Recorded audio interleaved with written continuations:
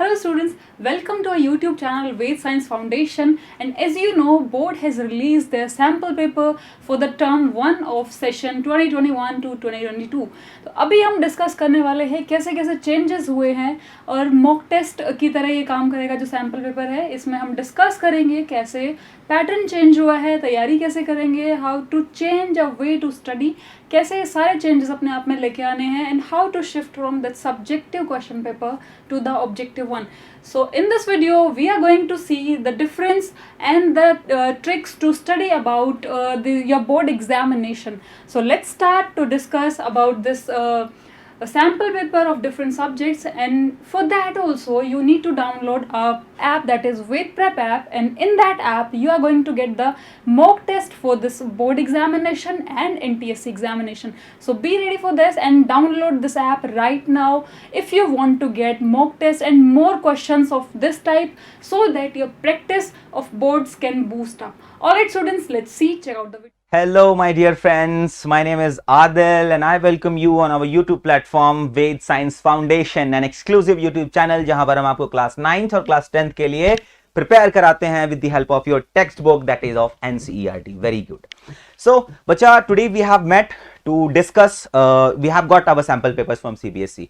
ठीक है बच्चा, तो sample sets आ चुके हैं और बेसिकली जो हमारा MCQs वाला है आज वो हम डिस्कस करेंगे। बायोलॉजी एस्पेक्ट्स के हम उन सैंपल पेपर्स के बायोलॉजी एस्पेक्ट्स को आज हम डिस्कस करेंगे, आज हम उसके ऊपर बात करेंगे। ठीक है बच्चा, तो आई होप आप लोगों ने लर्न कर लिया होगा, अच्छे से पढ़ लिया होगा।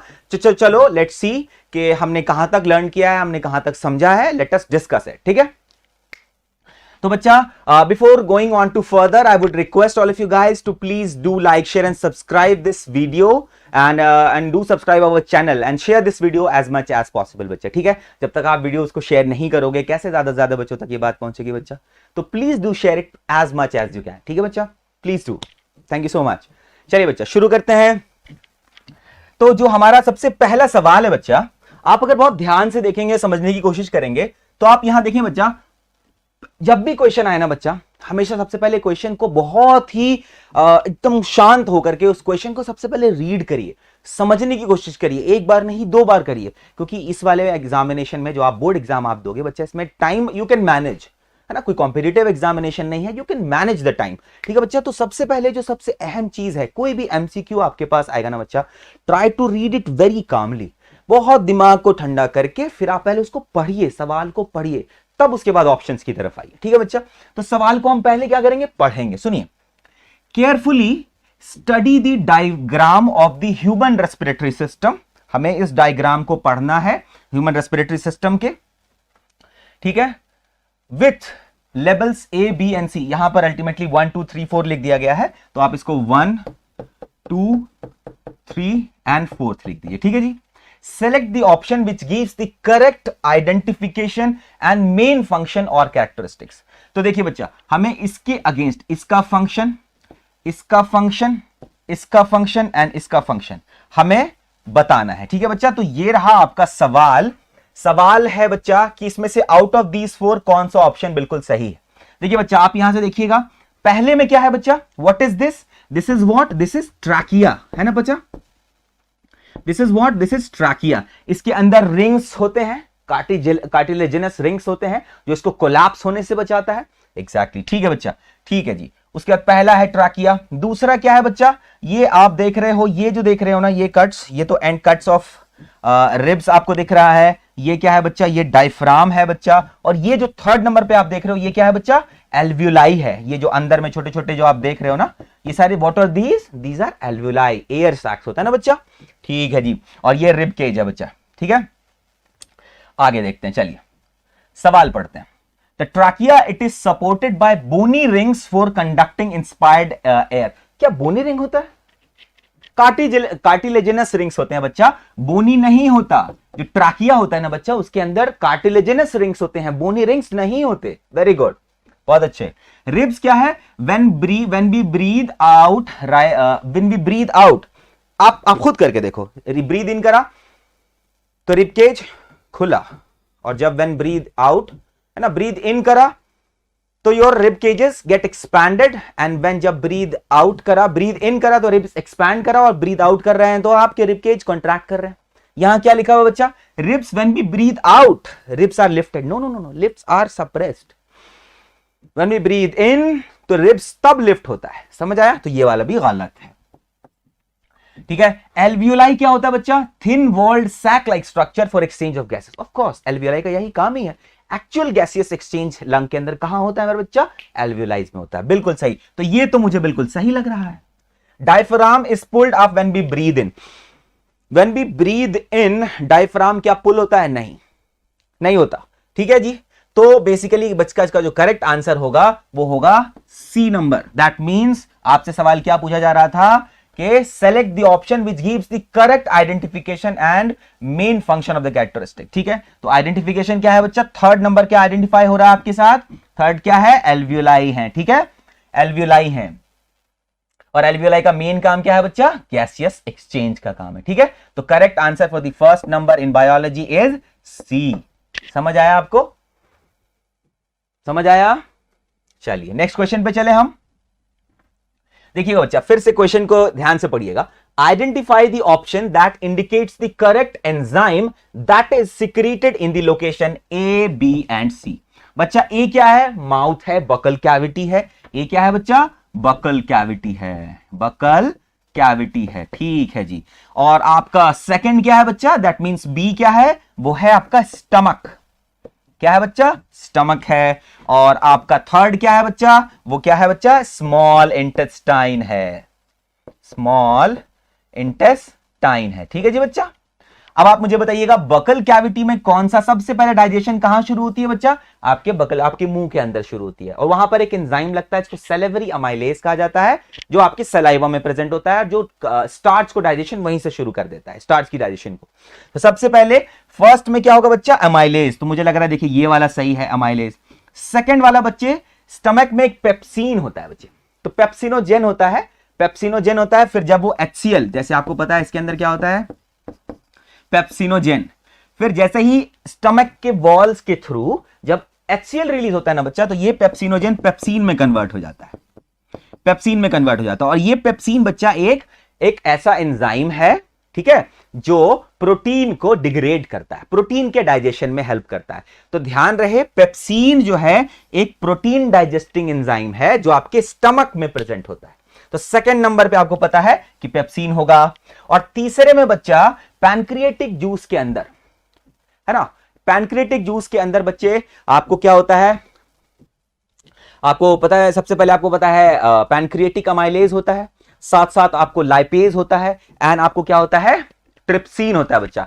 ट्रिप्सिन क्या होता है बच्चा, जो फंक्शन पेप्सिन का है वही फंक्शन ट्रिप्सिन का भी है, लेकिन दोनों में फर्क क्या है बच्चा, पेप्सिन जो है बच्चा वो आपके स्टमक में होता है और ट्रिप्सिन आपके स्मॉल इंटेस्टाइन में होता है, सिक्रीट किया जाता है, बट सिक्रीट होता कहां से, वो पैनक्रियाज से होता है।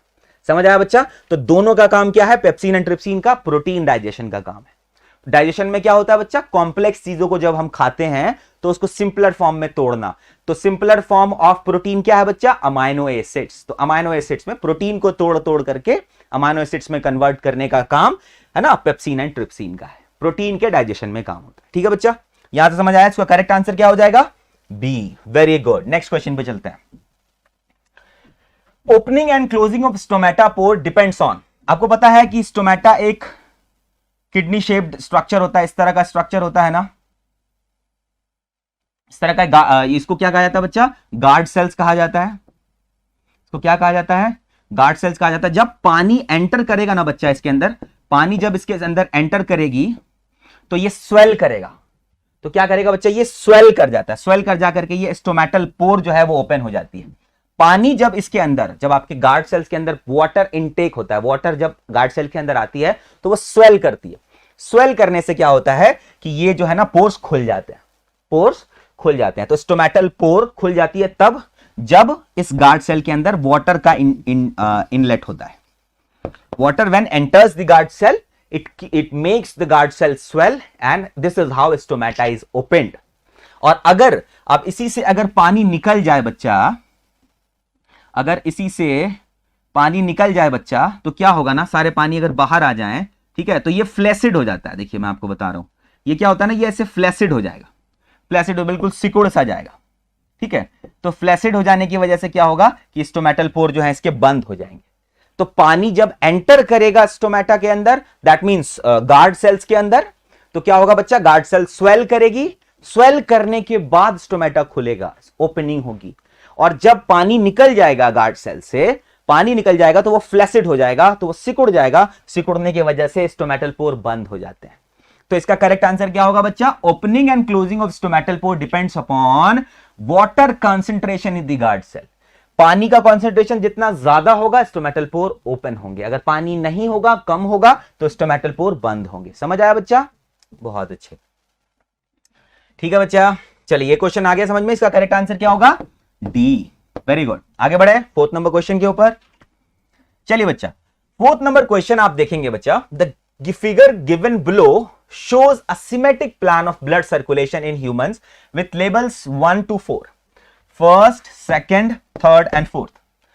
Identify the correct label with its functions. देखिए बच्चा, अब आप यहां देखिएगा बच्चा, तो ये क्या है ना, यहां पर ये क्या होता है, लंग की एक्टिविटी हो रही है बच्चा, यहां पर लंग की एक्टिविटी हो रही है, और ये पूरे होल बॉडी के अंदर हो रहा है, ये बॉडी के अंदर हो रहा है, ठीक है जी बच्चा। यही आपको फिगर आपने देखा भी होगा आपके टेक्स्ट बुक के अंदर। अब आपको पता है बच्चा कि सबसे पहले डीऑक्सीजनेटेड ब्लड जिसके अंदर से ऑक्सीजन का यूज हो चुका है, तो वो डीऑक्सीजनेटेड ब्लड वेना कावा के थ्रू किस में एंटर करता है बच्चा, राइट ऑरिकल में एंटर करता है। कहां से करता है बच्चा, राइट ऑरिकल में एंटर करता है। फिर राइट ऑरिकल से होते हुए फिर वो राइट वेंट्रिकल में एंटर करता है। राइट वेंट्रिकल से फिर ये पल्मनरी आर्टरी के थ्रू, किसके थ्रू, पल्मनरी आर्टरी के थ्रू, पल्मनरी आर्टरी के थ्रू। अब आपको पता है आर्टरी का मेन काम क्या होता है बच्चा, ऑक्सीजनेटेड ब्लड्स को कैरी करते हैं, वो ऑक्सीजनेटेड ब्लड को कैरी करते हैं। लेकिन जैसे ही उसके सामने पल्मनरी लग जाएगा ना, तो वो क्या कैरी कर रहा है बच्चा, डीऑक्सीजनेटेड ब्लड कैरी करने लगेगा।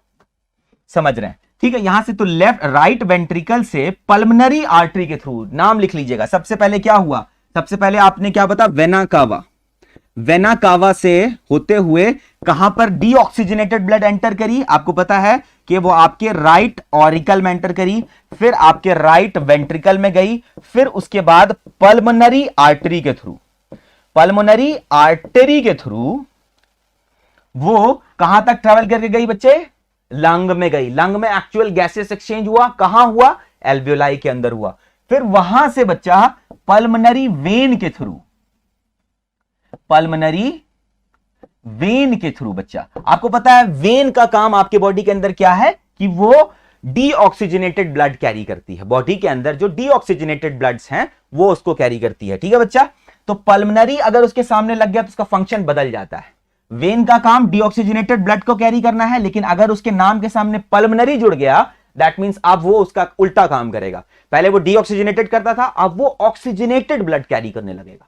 तो दैट मींस लंग में ऑक्सीजनेशन हुई है ना, ऑक्सीजनेशन होने के बाद वो पल्मनरी वेन के थ्रू लेफ्ट ऑरिकल में, लेफ्ट आर्टरियम में एंटर करेगा। कहां एंटर करेगा बच्चा, पल्मनरी आर्टरी से फिर ये लंग पे गया, लंग से फिर ये पल्मनरी वेन से होते हुए, पल्मनरी वेन से होते हुए कहां पर आएगा, लेफ्ट ऑरिकल पर आएगा, और लेफ्ट ऑरिकल से फिर लेफ्ट वेंट्रिकल पर आएगा, एंड देन फाइनली एओर्टा के थ्रू पूरी बॉडी में डिस्पर्स कर दिए जाएंगे ब्लड को। यही मैकेनिज्म होता है बच्चे, 4 चैम्बर्ड हार्ट है ना हमारा।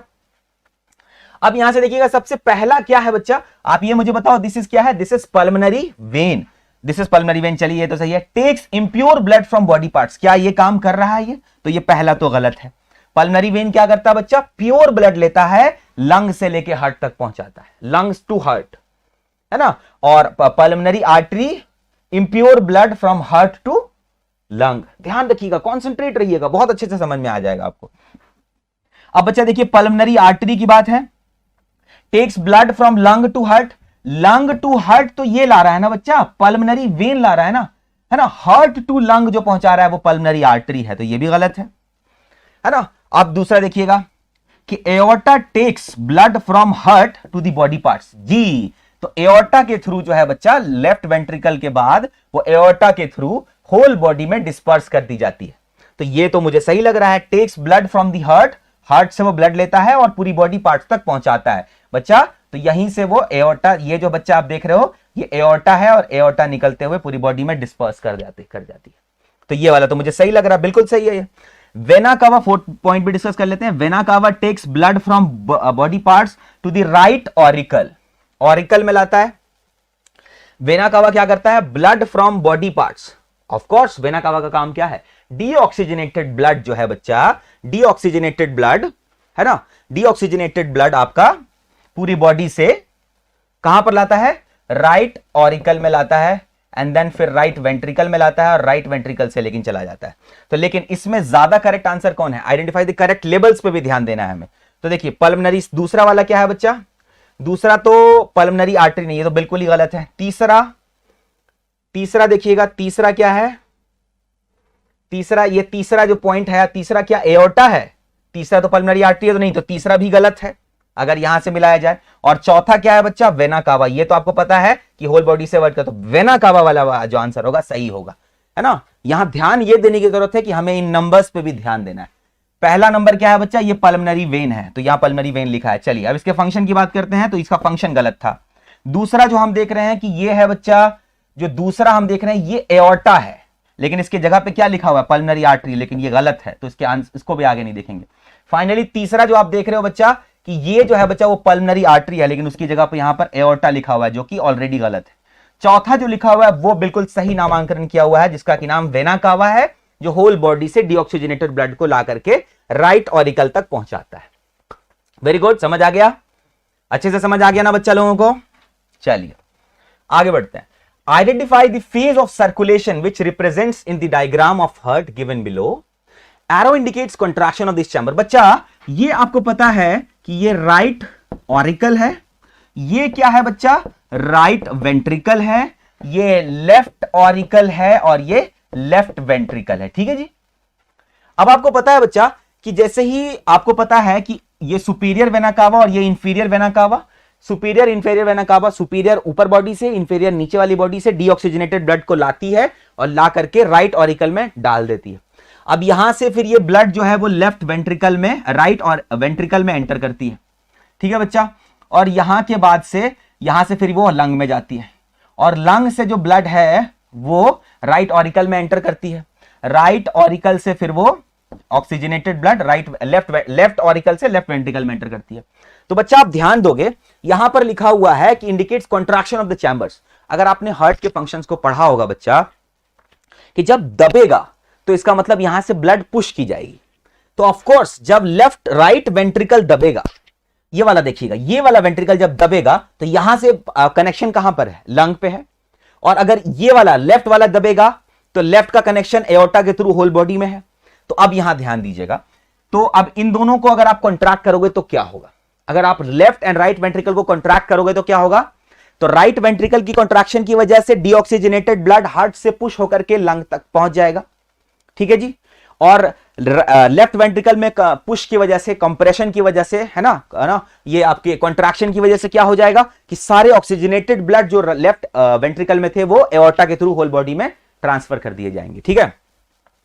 तो यहां पर क्या है, वो ये चीजें कहां दिख रही हैं आपको? Blood transferred to the right ventricle, blood transferred to the, इन दोनों के अंदर अगर सप्रेस किया गया right ventricle and left ventricle simultaneously, ना ऐसा नहीं हो रहा। Blood transferred to the right ventricle and left, transfer नहीं हो रहा, ट्रांसफर नहीं हो रहा, इससे लेफ्ट एंड राइट वेंट्रिकल से ट्रांसफर हो रहा है, लेफ्ट एंड राइट वेंट्रिकल को ट्रांसफर नहीं हो रहा है। Blood is transferred to lungs for oxygenation and is pumped into various organs simultaneously. जी क्या हो रहा है? अगर आप राइट वेंट्रिकल को कंप्रेस कर रहे हो तो ब्लड ऑक्सीजनेशन के लिए लंग तक पहुंचा, और ऑक्सीजनेटेड ब्लड जो आपके लेफ्ट वेंट्रिकल में था वो मतलब आपके कॉन्ट्रैक्शन की वजह से होल बॉडी में ब्लड का ट्रांसफर हो गया थ्रू एओर्टा। तो ये वाला मुझे बिल्कुल सही है। Blood transfer to the right auricle and left auricle simultaneously, ना, यहां पर तो ऐसा कुछ नहीं है, राइट ऑरिकल लेफ्ट ऑरिकल की तो बात ही नहीं हो रही है। ये कॉम्प्रेस होगा ना बच्चा, तो ये दोनों क्या करेगा, यहां से ब्लड हार्ट में चला जाएगा और यहां से ब्लड एओर्टा के थ्रू होल बॉडी में ट्रांसफर हो जाएगी। Blood received from lungs after oxygenation and is received from various organs of the body. देखिए बच्चा ऐसा नहीं है, यहां इन दोनों पे जैसे ही कंप्रेशन होगा तो यहां का ब्लड सीधे पहुंच जाएगा लंग में, और लंग से जो ब्लड यहां से होते हुए यहां एंटर किया था, ये वाले ब्लड जो पहुंच जाएंगे ऐसे, तो दोनों कंप्रेशन कहां पर हो रहा है? दोनों राइट एंड लेफ्ट वेंट्रिकल्स में हो रहा है, ठीक है।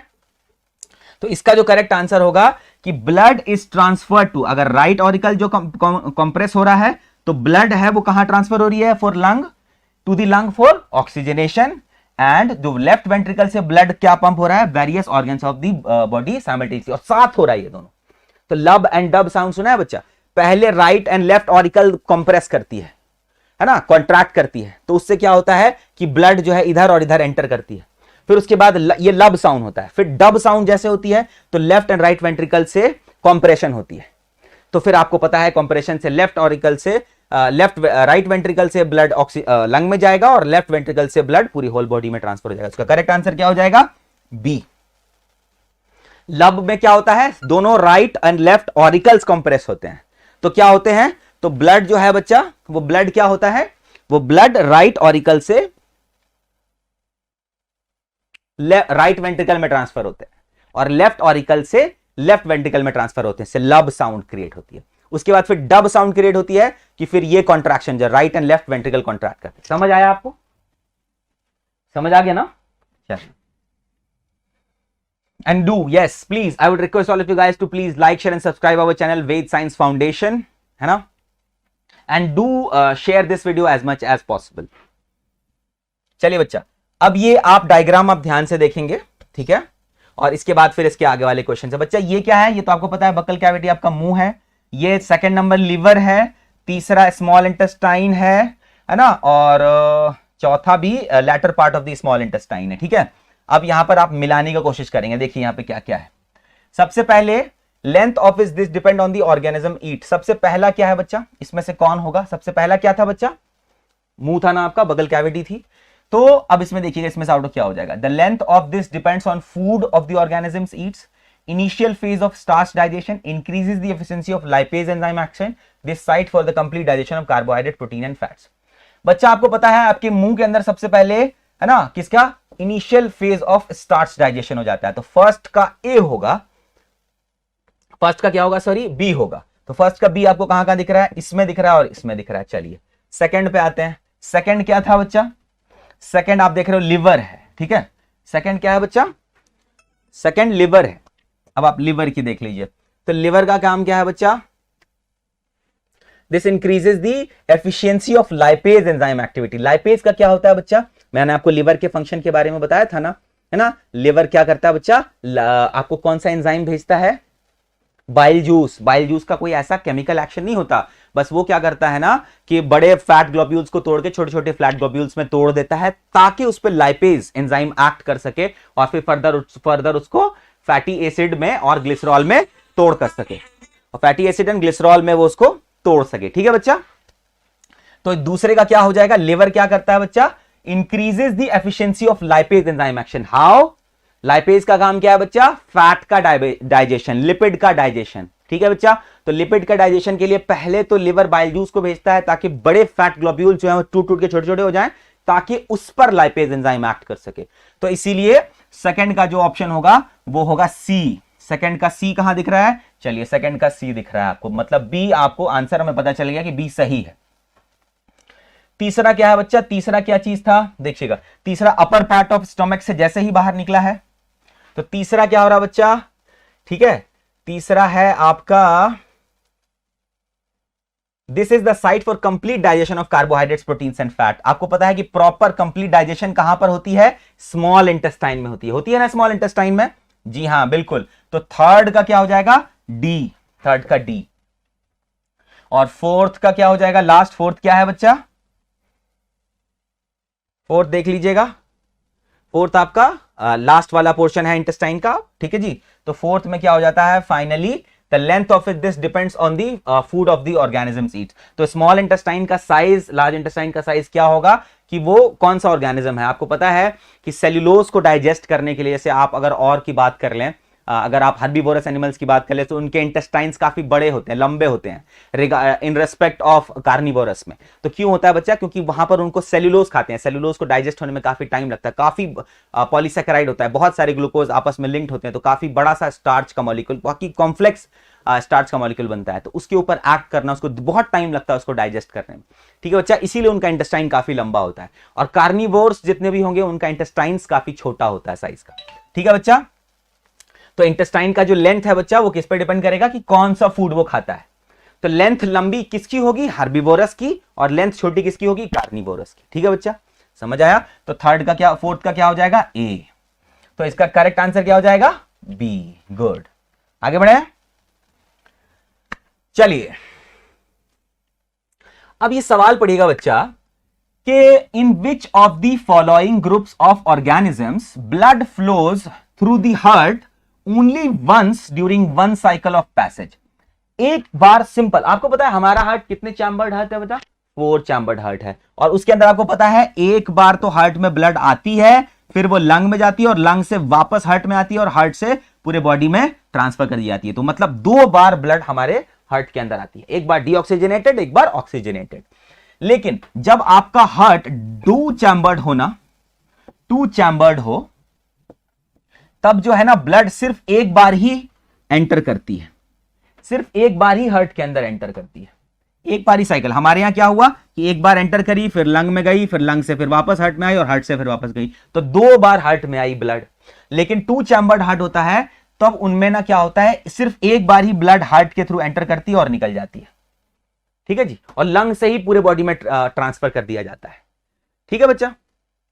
तो 2 चैम्बर्ड हार्ट के केस में क्या होता है बच्चा कि 2 चैम्बर्ड हार्ट्स में जैसे एक left and right portion septa होता है, एक तरफ से एंटर करी, दूसरे तरफ, एक तरफ से एंटर करी, स्टोर हुई, दूसरी तरफ से पुश हुआ, पुश होकर के कहां पहुंचा, लंग में पहुंचा, और लंग से सीधे ब्लड में ट्रांसफ्यूज कर दिया जाता है। तो 2 चैम्बर्ड हार्ट की यही खास बात होती है। इसमें क्या होता है कि ब्लड जो है हार्ट के अंदर सिर्फ एक बार ही एंटर करती है, और ये चीजें आपको कहां मिलेंगी बच्चे, पिस्कस में, ठीक है बच्चे। फिशेज में आपको 2 चैम्बर्ड हार्ट दिखती हैं, 3 चैम्बर्ड हार्ट आपको कहां दिखेगा, एम्फीबियंस में, रेप्टाइल्स में, ठीक है, ये आपको 3 चैम्बर्ड बन गया। रेप्टाइल्स में एक और एक्सेप्शन है बच्चा, क्रोकोडाइल। क्रोकोडाइल में 4 चैम्बर्ड हार्ट होता है, 4 चैम्बर्ड हार्ट होता है, ठीक है। तो बच्चा इसमें आप देख लीजिएगा कि एक बार ही ब्लड अगर हार्ट में गुजर रही है तो दैट मींस वो 2 चैम्बर्ड हार्ट होगा। 2 चैम्बर्ड हार्ट आपको पता है कि इसमें फिशेज में होता है, तो यहां पे ये क्या इसमें फिश है, नहीं है ना, ये गलत होगा। वेल, लेबियन, पेंगिन, ये भी नहीं होगा। वेल हालांकि रहता पानी में लेकिन है ये मैमल, ठीक है। फ्रॉग, क्रोकोडाइल एंड पिजन ये तो बिल्कुल होगा ही नहीं, क्योंकि ये एम्फीबियन है और ये आपको रेप्टाइल है, ये बर्ड है। बर्ड्स 4 चैम्बर्ड हार्ट होते हैं, याद रहना चाहिए आपको। Bird 4 chambered heart, reptiles 3 chambered heart. Reptile में एक एक्सेप्शन है, क्रोकोडाइल, जिसमें 4 चैम्बर्ड हार्ट होता है ना। और दूसरा क्या होता है, फिशेज में बच्चे 2 चैम्बर्ड हार्ट होता है। फिशेज में कितने चैम्बर्ड हार्ट होते हैं, 2 चैम्बर्ड हार्ट, इसीलिए एक बार ही ब्लड जो है हार्ट को एंटर करती है, लंग तक पहुंची और लंग से ही ट्रांसफर कर दिया जाता है। तो बच्चा इसका करेक्ट आंसर क्या होगा, फिशेज। इसमें आपको शार्क, डॉगफिश एंड स्टिंगरे, ये तीनों जो है फिशेज के अंदर आते हैं, पिस्कस के अंदर आते हैं, और इसीलिए इनके हार्ट में सिर्फ एक बार ही ब्लड एंटर करती है, क्योंकि इनके पास 2 चैम्बर्ड हार्ट है। समझ आ गया, पक्का आ गया ना। चलिए आगे बढ़ते हैं। What is the common between extensive network of blood vessels around walls of alveoli and glomerulus of nephron? Alveoli का काम क्या बच्चा, गैसियस एक्सचेंज। आपको पता है एल्वुलाई का काम गैसियस एक्सचेंज है, और ग्लोमेरुलस क्या करता है बच्चा, आपका फिल्ट्रेशन का काम करता है। नेफ्रॉन का जो बेसिक स्ट्रक्चर होता है बच्चा, इस तरह से जो आपको जो पता है ना कि जो ग्लोमेरुलस इस तरह से बॉल शेप्ड होता है, ठीक है, बॉल शेप्ड होता है, फिर उसके बाद इसके पास से टिब्यूल्स होते हैं, प्रॉक्सिमल इस तरह से टिब्यूल्स होते हैं, फिर जाके इस तरह से कनेक्ट हो जाता है। आप पता पढ़ा है आपने इसका डायग्राम, ठीक है बच्चा। तो बच्चा ये जो होता है ना ग्लोमेरुलस कैप्सूल्स होता है, नेफ्रॉन कहते हैं इसको इंडिविजुअली को, और उसके अंदर एक ग्लोमेरुलस कैप्सूल होता है। इसके अंदर बच्चे बहुत ही थिन वॉल्ड कैपिलरीज के होते हैं, ताकि ब्लड जो है ना रीनल आर्टरी से ब्लड जो है बच्चा वो इस ग्लोमेरुलस कैप्सूल के अंदर आता है, जहां पर एक्चुअली क्या होता है, कॉन्सेंट्रेशन ग्रेडियंट के बेसिस पर जो चीजें वेस्ट हैं वो बाहर आ जाती हैं। और जब यहां से फिल्ट्रेशन होता है, एक्चुअल फिल्ट्रेशन कहां पर होती है, इसी ग्लोमेरुलस में होती है, और फिर यहीं से फिर टिब्यूल्स में एंटर करते हुए, और इन टिब्यूल्स के बगल में भी ब्लड वेसल्स होते हैं बच्चा। इन टिब्यूल्स के बगल में भी बहुत सारे ब्लड वेसल्स होते हैं थिन वॉल्ड, ताकि यहां पर भी एक्सचेंज हो सके। थिन वॉल्ड वहीं पर मौजूद होगा, है ना, कैपिलरी, जहां पर एक्सचेंजेस होनी जरूरी है। आपको पता है एल्वियोलाई में गैसियस एक्सचेंज होता है, और यहां पर आपको पता है कि कुछ चीजें जो ब्लड के अंदर जो इंप्यूरिटीज हैं उसको एक्सचेंज करने के लिए यहां पर जरूरत पड़ रही है। तो एक्सचेंज की जरूरत पड़ रही है, तो वहां पर आपको थिन वॉल्ड कैपिलरीज चाहिए होती हैं। ठीक है बच्चा, तो अब आप यहां पे देखिएगा कि कॉमन क्या है इन दोनों के केसेस में। आपको पता है यहां से thick walled arteries with rich supply of with blood, चलिए रिच ब्लड सप्लाई तो चाहिए ही चाहिए, लेकिन थिक वॉल्ड होगा तो क्या एक्सचेंज हो पाएगा? नहीं हो पाएगा। Thin walled with poorly supplied blood, of course अगर थिन वॉल है भी और अगर ब्लड प्रॉपर वहां पर सप्लाई नहीं है तो एक्सचेंज कैसे होगी? क्योंकि ब्लड से ही तो चीजें एक तरफ से दूसरी तरफ जाएंगी। ये मान लिया एक तरफ ब्लड है, ठीक है, और ये थिन कैपिलरीज हैं। थिन कैपिलरीज क्या होता है? बहुत पतले पतले इसके अंदर ब्लड्स होते हैं। ठीक है बच्चा, थिन कैपिलरीज के वॉल्स बहुत थिन होते हैं।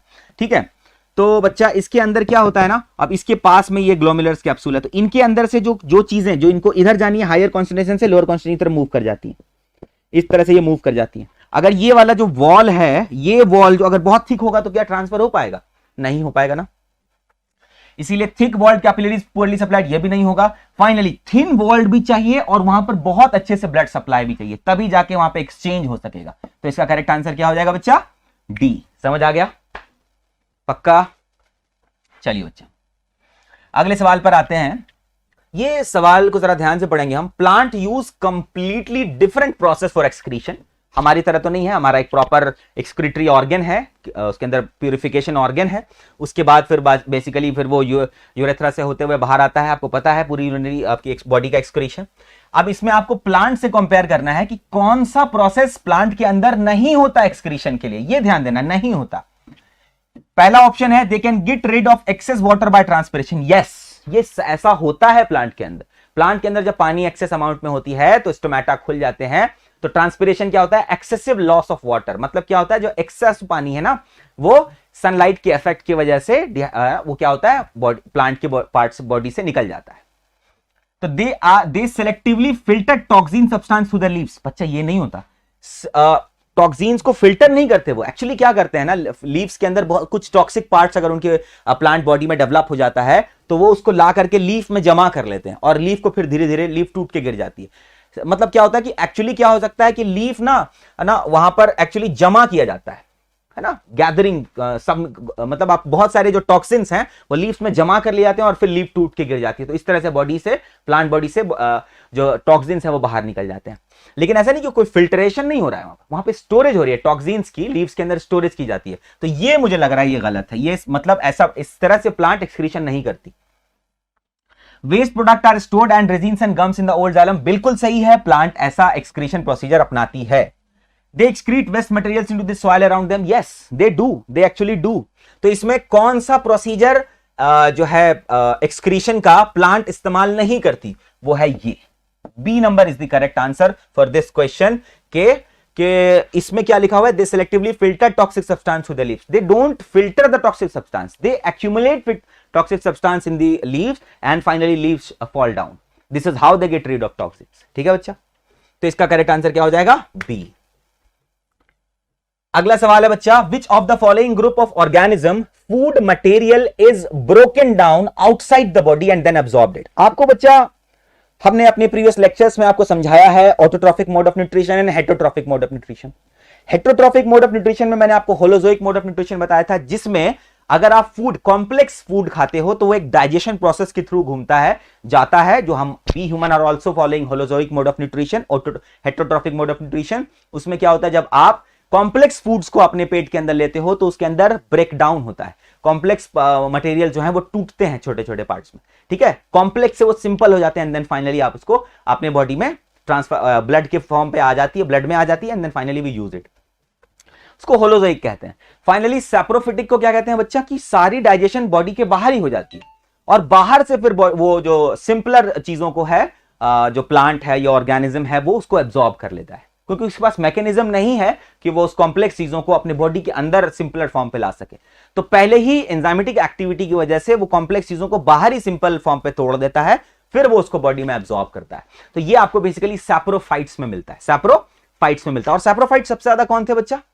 बहुत सारे फंजाइज सैप्रोफाइट्स होते हैं, बहुत सारे फंजाइज सैप्रोफाइट्स होते हैं। अब यहां आप ध्यान दीजिएगा बच्चा, mushroom, green pea and amoeba. Amoeba में तो मैंने एग्जांपल ही दिया कि इसके अंदर होलोजोइक मोड ऑफ न्यूट्रिशन होता है आपको पढ़ाते हुए। ग्रीन प्लांट्स के अंदर तो आपको पता ही है, इनके अंदर तो अपनी फोटोसिंथेसिस होती है, एवरीथिंग होता है, ये तो ऑटोट्रॉफिक है, हेटेरोट्रॉफिक तो ये है ही नहीं, तो ये पहला तो ऑप्शन ही गलत है। दूसरा है yeast, mushroom and bread malt. Yeast बच्चे सैक्रोमाइसिस सेरेविसे, ये भी एक टाइप ऑफ फंगस है, मशरूम भी फंगस है, ब्रेड मॉल्ट राइजोपस एक फंगस है, ठीक है। तो ये तीनों फंगस हैं और तीनों saprophytic mode of nutrition follow करते हैं, और इन्हीं के अंदर, सैप्रोफाइट्स के अंदर, कॉम्प्लेक्स फूड मटेरियल्स बॉडी के बाहर ही डाइजेस्ट कर दिए जाते हैं सिंपलर फॉर्म में, और फिर वो सिंपलर फॉर्म प्लांट बॉडी या कोई भी बॉडी उसको एब्जॉर्ब करती है। इसी प्रोसेस को आप सैप्रोफिटिक कहते हैं, ठीक है बच्चा। तो फंजाई, सैप्रोफाइट, और ये तीनों फंजाई हैं, तो इसका करेक्ट आंसर क्या हो गया मुझे लग रहा है। चलिए फिर भी हम पैरामीशियम जो है बच्चा, amoeba and Cuscuta, Cuscuta parasites होता है बच्चा, कस्कुटा पैरासाइट्स होता है। पैरासाइट्स का मतलब क्या होता है कि वो दूसरे प्लांट से अपनी न्यूट्रिशन को लेता है, ठीक है, प्लांट से न्यूट्रिशन को लेता है, लेकिन उसका अपना एक डाइजेशन प्रोसेस है बॉडी के अंदर, सिंपलर फॉर्म पे उसको तोड़ने का अपना एक प्रोसीजर है। कस्कुटा, लाइस, स्टेपवर्म, ये सारे पैरासाइट्स हैं, लेकिन ये सारे के सारे कॉम्प्लेक्स चीजों को ही लेते हैं और फाइनली अपनी बॉडी के हिसाब से उसको इस्तेमाल करते हैं। तो इसका करेक्ट आंसर क्या हो जाएगा बच्चा? इसका करेक्ट आंसर हो जाएगा जिसके अंदर बेसिकली बॉडी के बाहर ब्रेक डाउन होता है, वो yeast, mushroom and bread malt होगा इसका आंसर। समझ आया? पक्का समझ में आ गया? चलिए 5 more questions. Before going on to that, I would request all of you guys to please do like, share and subscribe our channel Ved Science Foundation, and please do share this video as much as possible. ठीक है? चलिए come on. Going on to our next question, which is question number 11. ध्यान दीजिएगा बच्चा, in a person the tubule part of the nephron. अभी मैंने आपको क्या बताया था बच्चा, नेफ्रॉन के अंदर 2 मेजर पार्ट्स होते हैं, एक तो ग्लोमेरुलस कैप्सूल होता है, साथ साथ एक लंबी सी डिस्टल एंड प्रॉक्सिमल टिब्यूल्स होते हैं, ये तो आपको पता है। चलिए अभी मैंने थोड़ी देर पहले भी इसके बारे में डिस्कस किया है, ठीक है। In a person the tubule part of the nephron is not functioning at all, बिल्कुल भी उसकी टिब्यूल काम नहीं कर रही है। What is the effect on the urine formation? आपको पता है कि किडनी के अंदर मेडुला एंड कॉर्टेक्स होता है, ठीक है। तो कॉर्टेक्स के अंदर आपको पता है कि उसके अंदर क्या मौजूद होते हैं बच्चे, नेफ्रॉन्स होते हैं। नेफ्रॉन्स के अंदर 2 एक मेजर पार्ट होता है जिसके वॉल्स बहुत, जिसके मतलब उसके पास कॉम्प्लेक्स है ना, बहुत सारे कैपिलरी आर्टरीज मौजूद होती हैं, जहां से बेसिकली जो वेस्ट मटेरियल्स है वो ब्लड से किस में एंटर कर जाती है, टिब्यूल्स के अंदर एंटर कर जाती है, ठीक है बच्चा। तो अब उसके बाद क्या होता है, जो टिब्यूल्स होते हैं ना बच्चा, आपको मैंने क्या बताया था, मैं इसका डायग्राम आपको यहां पे बता देता हूं कि इस तरह से आपकी ये ग्लोमेरुलस कैप्सूल होती है, और फिर ये आपका प्रॉक्सिमल टिब्यूल, और फिर ये डिस्टल टिब्यूल, और फिर ये यूरेथ्रा में जाके ज्वाइन कर जाती है। देखिएगा बच्चा, यहां समझिएगा, ठीक है। तो यहां पर तो ये तो बच्चा ग्लोमेरुलस कैप्सूल होता है, ठीक है। अब इससे क्या होता है ना बच्चा कि यहां पर एक्चुअली जो वेस्ट प्रोडक्ट्स हैं वो ब्लड से आपके टिब्यूल्स में एंटर कर लिए जाते हैं, और टिब्यूल्स के पास पास में भी बहुत ही बच्चे रिच जो है ना ब्लड सप्लाई होती है, ब्लड कैपिलरीज मौजूद होती हैं यहां पर। अब इससे क्या होता है ना कि बच्चा, तो मेजर जो चीजें यहां से प्यूरिफाई करके यहां टिब्यूल्स में आई, इनके अंदर से भी बेसिकली बहुत सारे मिनरल्स हैं, बहुत सारे न्यूट्रिएंट्स हैं, बहुत सारे सॉल्ट्स हैं, है ना, वो एब्जॉर्ब कर लिए जाते हैं। पानी भी बहुत सारा एब्जॉर्ब कर लिया जाता है, दोबारा रीअब्जॉर्ब कर लिया जाता है ना, दोबारा इसके अंदर, इस ब्लड कैपिलरीज के अंदर, है ना, आर्टरीज कैपिलरीज के अंदर एब्जॉर्ब कर लिया जाता है। तो अगर ये काम नहीं होगा, टिब्यूल्स बिल्कुल भी काम नहीं करेगी, टिब्यूल्स बिल्कुल भी काम नहीं करेगी, तो जो चीजें यहां से पास ऑन हो रही हैं, है ना, उनके अंदर मिनरल्स भी है, न्यूट्रिएंट्स भी है, बहुत सारे सॉल्ट्स भी हैं, जो ये जो आपके टिब्यूल्स हैं वो एब्जॉर्ब नहीं कर पा रहे। तो यूरिन जो होगा वो हाईली कॉन्सेंट्रेटेड होगा, उसके अंदर बहुत सारे मिनरल्स, न्यूट्रिएंट्स, विटामिन्स, है ना, और बहुत सारे सॉल्ट्स जो है ना वो आपके यूरिन के अंदर मौजूद रह जाएंगे। क्यों? क्योंकि टिब्यूल्स काम नहीं कर रहा है। टिब्यूल्स का काम रहता है, ये होता है कि आफ्टर ग्लोमेरुलस कैप्सूल से जब फिल्ट्रेशन हो जाती है, तो फिल्ट्रेट के अंदर से और भी बहुत सारी चीजें होती हैं जो दोबारा रीअब्जॉर्ब करी जानी चाहिए, तो वो टिब्यूल्स करती है। और अगर टिब्यूल्स काम नहीं करेगा बच्चा, तो रीअब्जॉर्प्शन हो पाएगा, तो जो यूरिन होगा वो हाईली कॉन्सेंट्रेटेड होगा, ठीक है, हाईली कॉन्सेंट्रेटेड होगा।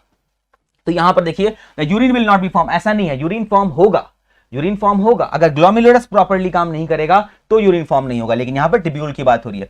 Quality and quantity of urine will be unaffected, तो बिल्कुल नहीं, बिल्कुल अफेक्ट करेगा यार, क्योंकि मेजरली जो उसके अंदर जो न्यूट्रिएंट्स हैं, है ना, जो आपके जो मेजर सॉल्ट्स हैं, जो मेजर मिनरल्स हैं, वो अब रीअब्सॉर्ब नहीं हुए, ठीक है।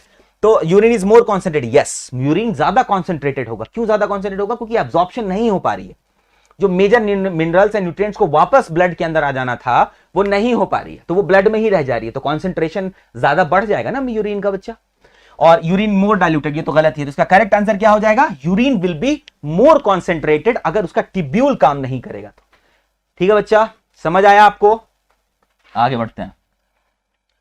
जी देखिए ये केस है बच्चा, ठीक है, ये वाला आई होप कि आपने जरूर पढ़ा होगा अपनी लाइफ प्रोसेसेस वाली चैप्टर में, क्लास 10th के लाइफ प्रोसेस वाली चैप्टर में इसके बारे में डिस्कशन है।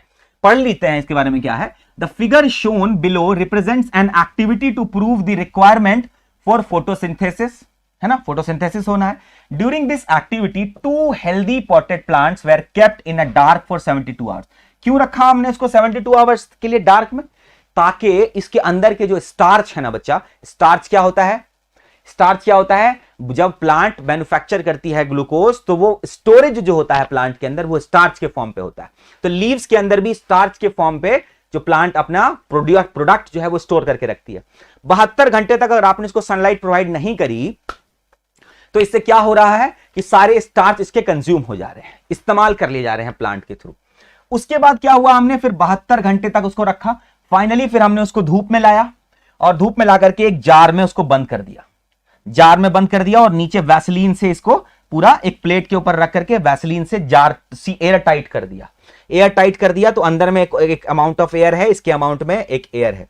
साथ साथ हमने एक प्लेट के अंदर, है ना, एक पेट्री प्लेट के अंदर पोटेशियम हाइड्रोक्साइड KOH भी डाल दिया है। KOH का काम क्या होता है बच्चे, कार्बन डाइऑक्साइड को एब्जॉर्ब कर लेता है, वो कार्बन डाइऑक्साइड को एब्जॉर्ब कर लेता है। इसके अंदर हमने KOH नहीं डाला है, ठीक है। उसके बाद जब हमने इसको 6 घंटे के लिए फिर धूप में रख दिया और इस वाले जार के अंदर KOH की प्लेट डाली, इसके अंदर नहीं डाली, ठीक है जी। उसके बाद फाइनली जब 6 घंटे बाद हमने इसका एक लीव लिया, इसका एक लीव लिया, फिर हमने क्या करा, इन दोनों लीव्स के अंदर का आयोडीन टेस्ट करा। हमेशा याद रखिएगा कि स्टार्च के लिए आयोडीन टेस्ट होता है।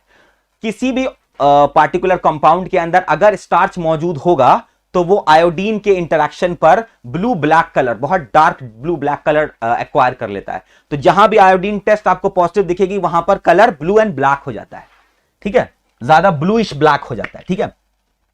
तो ये सारी चीजें हैं। अब ये चीजें आपने पढ़ी थी, इसमें क्या हो रहा है बच्चा कि अभी इसके स्टार्च कंप्लीटली कंज्यूम्ड है क्योंकि ये 72 घंटे तक अंधेरे में था। उसके बाद अब ये सनलाइट तो इसको मिल रही है कुछ अमाउंट में, इसके पास गैसेस भी अंदर इसके साथ मौजूद है, ठीक है, कार्बन डाइऑक्साइड इसके पास भी है। लेकिन इसके कार्बन डाइऑक्साइड कम क्यों है, क्योंकि यहां पर पोटेशियम हाइड्रोक्साइड रख दिया हमने। पोटेशियम हाइड्रोक्साइड सारे ऑक्सीजन को एब्जॉर्ब कर ले, कार्बन डाइऑक्साइड को एब्जॉर्ब कर लेता है। तो एब्जॉर्ब कर लेगा तो आपको पता है कि प्लांट कार्बन डाइऑक्साइड का ही तो इस्तेमाल करता है फोटोसिंथेसिस के लिए, तो वो नहीं कर पाएगा और फोटोसिंथेसिस करके ही तो वो ग्लूकोज बनाता है और ग्लूकोज के बाद sucrose and then finally starch बनाता है, ठीक है जी। तो अब आगे देखिए, अब इसी से सवाल आते जा रहे हैं आपके पास। This experiment is set up to prove essentially of which of the following requirement of photosynthesis। 3 major requirements हैं। पहले आपको पता है कि सनलाइट की जरूरत होती है ना। उसके बाद आपको पता है क्लोरोफिल की जरूरत होती है, क्लोरोफिल की जरूरत होती है, कार्बन डाइऑक्साइड की जरूरत होती है, वाटर की जरूरत होती है। पानी सप्लाई इसको मिला है, सनलाइट भी इसको 6 घंटे हम रख रहे हैं, है ना। क्लोरोफिल तो उस प्लांट के अंदर था ही था, पानी भी हमने उसको सप्लाई करा। लेकिन कार्बन डाइऑक्साइड आप देख रहे हो कि कार्बन डाइऑक्साइड एक प्लांट में दिया है, एक प्लांट में नहीं दिया है। कैसे नहीं दिया है, क्योंकि एक प्लांट में हमने पोटेशियम हाइड्रोक्साइड रख दिया तो वो उस जार के अंदर प्रेजेंट सारे कार्बन डाइऑक्साइड को एब्जॉर्ब कर ली उसने। तो एब्जॉर्ब कर ली, तो अब यहां पर बताने की क्या जरूरत की जा रही है कि अगर कार्बन डाइऑक्साइड नहीं होगा ना बच्चा तो फोटोसिंथेसिस सही नहीं हो पाएगा। फोटोसिंथेसिस के लिए कार्बन डाइऑक्साइड का भी होना जरूरी है, समझ आ रहा है आपको। तो ये क्या हो जाएगा, this experiment setup is used to prove essentially of which of the following requirement of the photosynthesis. Carbon dioxide का जरूरत है क्योंकि ऑक्सीजन तो सप्लाई है ना इसके पास, सनलाइट भी है और क्लोरोफिल तो प्लांट के पास है ही है। तो क्या नहीं था, क्या किसके प्रेजेंट रहने पर और किसके नहीं प्रेजेंट रहने पर इफेक्ट पड़ रहा है प्लांट के ऊपर। यहां इस वाले एक्सपेरिमेंट में कार्बन डाइऑक्साइड वो चीज है, समझ आ रहा है आपको, क्योंकि इसके अंदर पोटेशियम हाइड्रोक्साइड रखा हमने ताकि वो सारा कार्बन डाइऑक्साइड को एब्जॉर्ब कर लिया। तो एक वाले प्लांट को कार्बन डाइऑक्साइड नहीं मिल रहा है, दूसरे वाले को कुछ अमाउंट में मिल रहा है।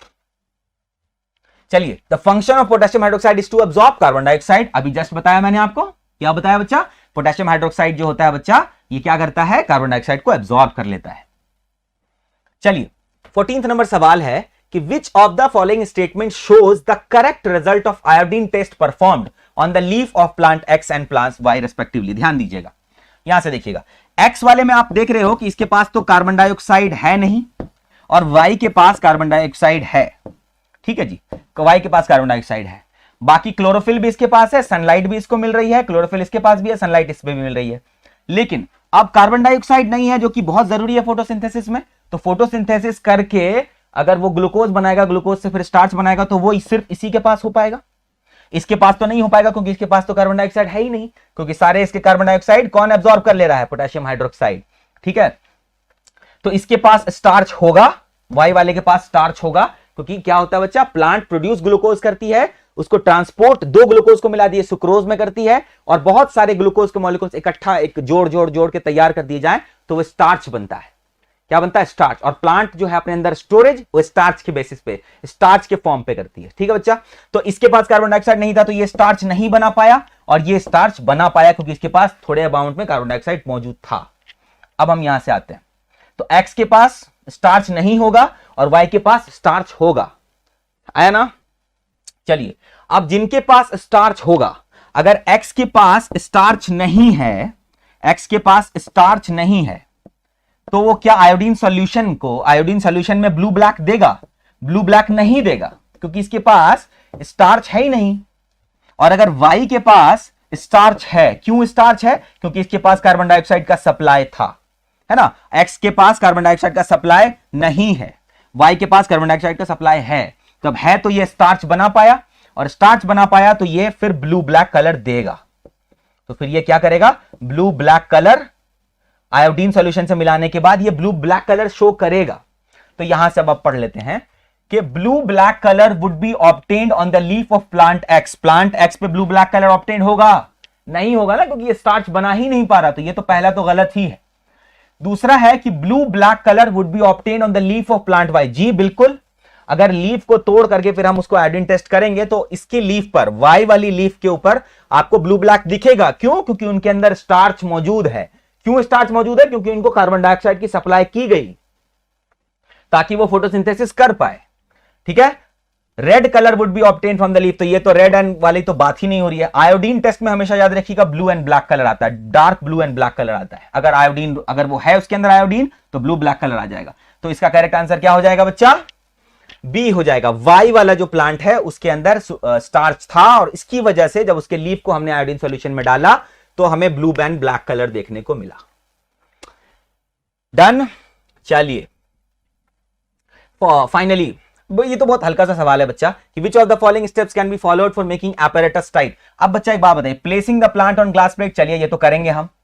यूजिंग द संक्शन पंप, अगर संक्शन पंप कर लेंगे बच्चा तो सारे ही गैसेस बाहर कर देंगे हम, कार्बन डाइऑक्साइड भी बाहर कर देंगे, ऑक्सीजन भी बाहर कर देंगे, नाइट्रोजन भी बाहर कर देंगे, हर गैस को बाहर कर देंगे। तो ये तो नहीं करना है ना हमें बस ये दिखाना है कि कार्बन डाइऑक्साइड अगर नहीं होगा तो फोटोसिंथेसिस भी नहीं होगी, स्टार्च नहीं बनेगा। ठीक है, तो ये तो संक्शन पंप तो हम यूज नहीं कर सकते क्योंकि इसमें सारे ही गैसेस बाहर कर देगा ये।